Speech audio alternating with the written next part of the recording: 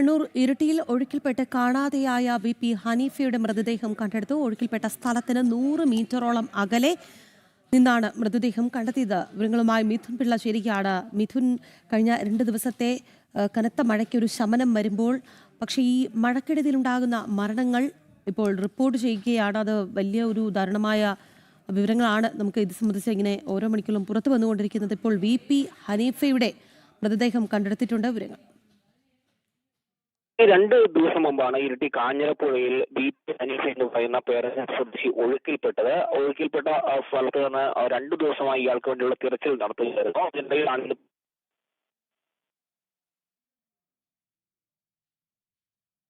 ഹനീഫയുടെ മൃതദേഹം കണ്ടെത്തിയത്.